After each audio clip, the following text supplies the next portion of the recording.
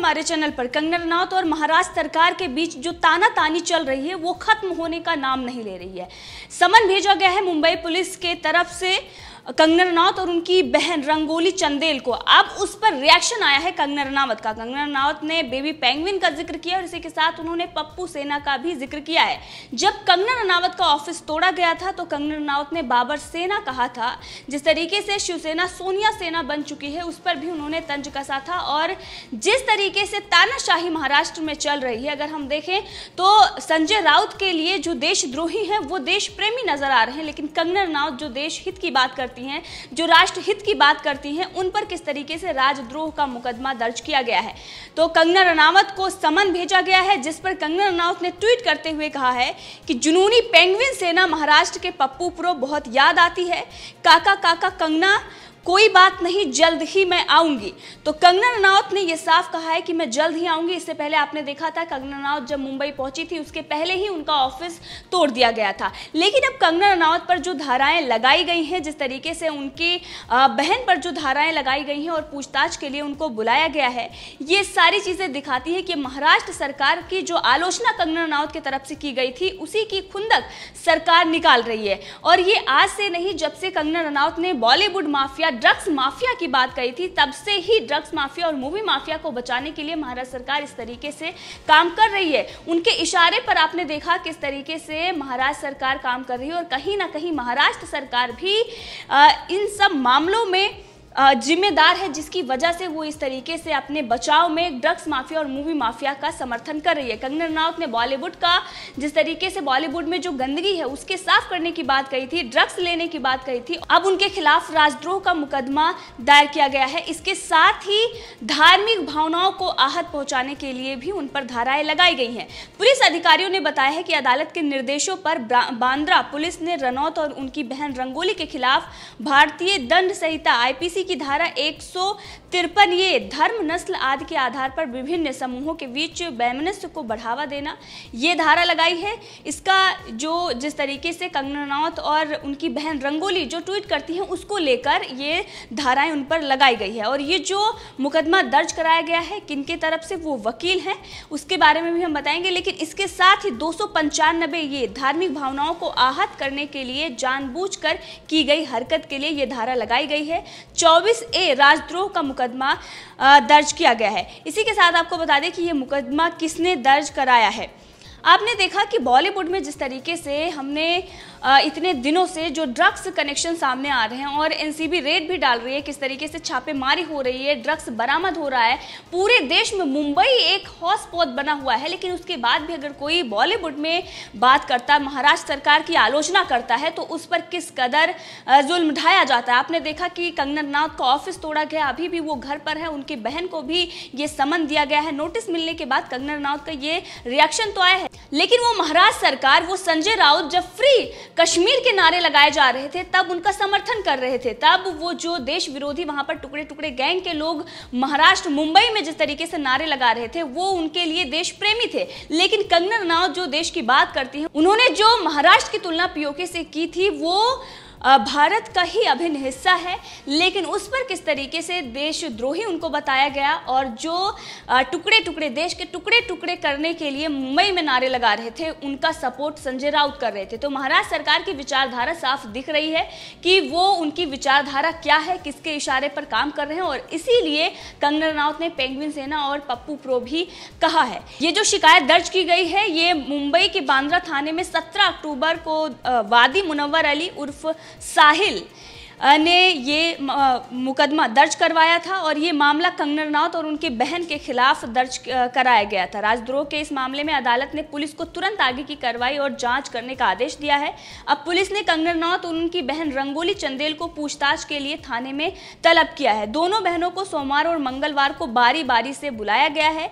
बता दें कि बांद्रा कोर्ट ने कास्टिंग डायरेक्टर साहिल अशरफ सैयद की शिकायत के बाद हाल में ही कंगना और उनकी बहन के खिलाफ मुकदमा दर्ज करने के आदेश दिए थे। कोर्ट में दायर की गई याचिका में कहा गया है कि कंगना रनौत लगातार बॉलीवुड को बदनाम करने की कोशिश कर रही है। सोशल मीडिया प्लेटफॉर्म से लेकर टीवी तक वो लगातार बॉलीवुड को नेपोटिज्म और फेवरेटिज्म का अड्डा बता रही हैं और इसीलिए उन्होंने शिकायत दर्ज कराई है। लेकिन महाराष्ट्र में जिस तरीके की तानाशाही आपने देखा, सीबीआई को रोका जा रहा है कि कोई भी जांच ना हो, किस तरीके से मुंबई पुलिस सिर्फ और सिर्फ एक आदेश पर काम कर रही है। संजय राउत और उद्धव ठाकरे इस कदर तानाशाही पर उतारू हो गए हैं कि अगर कोई भी बॉलीवुड या सरकार की आलोचना कर रहा है, कोई भी बॉलीवुड के अंदर जो गंदगी है अगर उसकी सफाई की बात कर रहा है, कोई ड्रग्स लेने की अगर जो ड्रग्स के आदी हैं, किस तरीके से जो ड्रग्स सप्लायर हैं, जो पेडलर हैं, जो बॉलीवुड में, उन पर अगर कोई बात कर रहा है तो उन पर केस दर्ज कर दिए जा रहे हैं और ये नहीं दिखाई दे रहा है। बाकी जो मामले हैं, किस तरीके से पालघर का सुशांत सिंह राजपूत मामले में उसमें कितनी ढिलाई दिखाई गई,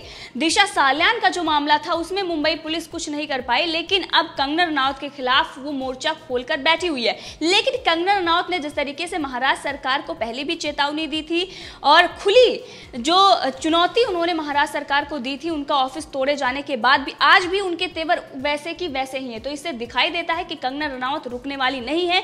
महाराष्ट्र सरकार ये अपने ही पैर पर कुल्हाड़ी मार रही है। इससे पहले हमने देखा था कि जिस तरीके से कंगना रनौत पर जो बीएमसी के द्वारा उन्होंने अटैक करवाया था, उसके बाद कोर्ट से भी उनको फटकार लगी थी। अब एक बार फिर कंगना रनौत पर ये इस तरीके से कार्रवाई कर रहे हैं और एक बार फिर इनको अब कोर्ट से भी लताड़ लगेगी और वहीं जनता भी थू थू कर रही है। जिस तरीके के कारनामे महाराष्ट्र सरकार की तरफ से दिखाई दे रहे हैं, एक तरफ बीएमसी का भ्रष्टाचार, सरकार का भ्रष्टाचार कोविड-19 को लेकर, लेकिन मुंबई पुलिस जुटी हुई है जो सरकार के खिलाफ या बॉलीवुड के खिलाफ कोई भी अगर सवाल खड़े कर रहा है तो उस पर कार्रवाई करने में जुटी हुई है, एफआईआर दर्ज करने में। और किस तरीके से हमने देखा पत्रकारों को जेल में डाला जा रहा है, उनको समन भेजा जा रहा है, उनसे पूछताछ हो रही है और इस पर जनता भी ये कह रही है कि सिर्फ और सिर्फ कंगना रनावत और अर्नब गोस्वामी के ही पीछे पूरी महाराष्ट्र सरकार पड़ी हुई है। बाकी जो अव्यवस्थाएं महाराष्ट्र में है वो दिखाई नहीं दे रही है। लेकिन कंगना रनौत ने जिस तरीके से पप्पू सेना और बेबी पेंगुइन सेना का नाम लिया है, इससे ये साफ नजर आ रहा है कि उन्होंने उद्धव ठाकरे और आदित्य ठाकरे के साथ साथ पूरे महाराष्ट्र सरकार पर निशाना साधा है।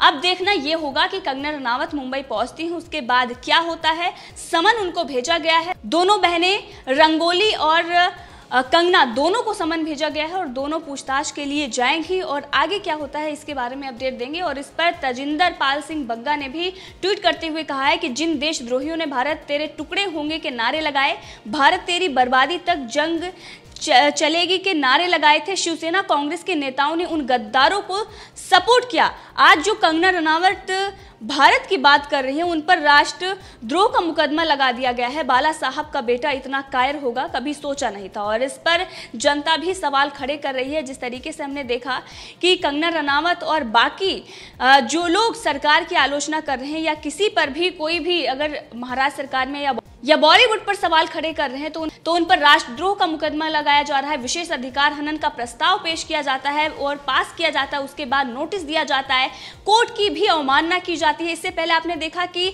जब तोड़फोड़ के लिए कोर्ट ने रोक लगा दी थी, उसके बाद भी उनका ऑफिस तोड़ा गया है। अब इसको लेकर जनता इतनी आक्रोशित है, उसका ये कहना है कि महाराष्ट्र में राष्ट्रपति शासन लगाया जाए क्योंकि संविधान से कुछ भी वहां पर नहीं हो रहा है, बदले की कार्रवाई हो रही है। सरकार से अगर कोई सवाल पूछ रहा है कि सरकार के कामकाज का, अगर कोई भी ये कहता है कि सरकार अच्छा कामकाज नहीं कर रही या सवाल खड़े करता उद्धव ठाकरे पर, बॉलीवुड जो ड्रग्स माफिया और मूवी माफिया हैं उनका गठजोड़ सरकार से इतना ज्यादा हो गया है कि अब उनके बचाने के लिए किसी भी हद तक उद्धव ठाकरे और संजय राउत जाने को तैयार हैं।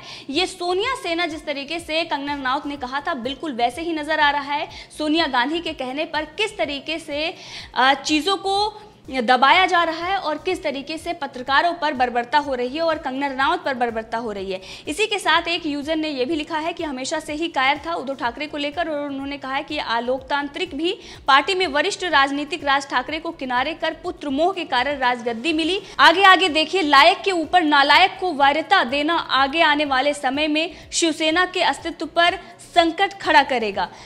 पंकज श्रीवास्तव नाम के एक यूजर ने ये कमेंट किया है। तजिंदर पाल बग्गा सिंह ने जब कंगना रनौत को लेकर उद्धव ठाकरे पर निशाना साधा था उस पर। वहीं जनता का ये भी सवाल है कि केंद्र सरकार इस पर कोई एक्शन क्यों नहीं ले रही है, किस तरीके से तानाशाही महाराष्ट्र में चल रही है, राष्ट्रपति शासन लगाने की जनता मांग कर रही है, लेकिन महाराष्ट्र सरकार के साथ साथ इस पर ना केंद्र सरकार की तरफ से कोई कार्रवाई की जा रही है और ना ही राष्ट्रपति इस पर कोई एक्शन ले रहे हैं। इस बात को लेकर भी जनता आक्रोशित है क्योंकि महाराष्ट्र में जो तानाशाही चल रही है, जिस तरीके तरीके से किसी को भी अगर हम देखें तो किसी को भी जेल में डाल दिया जा रहा है, किसी पर भी झूठे आरोप लगा दिए जा रहे हैं। जब सीबीआई जांच की बात होती है तो उसका विरोध करते हैं। पहले सीबीआई जांच के विरोध में सुप्रीम कोर्ट तक गए, अब उन्होंने यहां तक कह दिया है कि बिना सरकार की अनुमति से सीबीआई जांच नहीं कर सकती है, क्योंकि परमबीर सिंह ने जो झूठ बोला उसका भी खुलासा हुआ, और जब खुलासा हुआ सीबीआई जांच के आदेश दिए गए तो उस पर भी महाराष्ट्र सरकार नानुकुर कर रही है। इसका मतलब यह है कि महाराष्ट्र में सिर्फ फसाव की राजनीति चल रही है, सिर्फ उसी से बदला लिया जाएगा जिन्होंने सरकार की आलोचना की है या बॉलीवुड की आलोचना की है, उन्हीं से बदला लेने के लिए इस तरीके से झूठे केसों में फंसाया जा रहा है।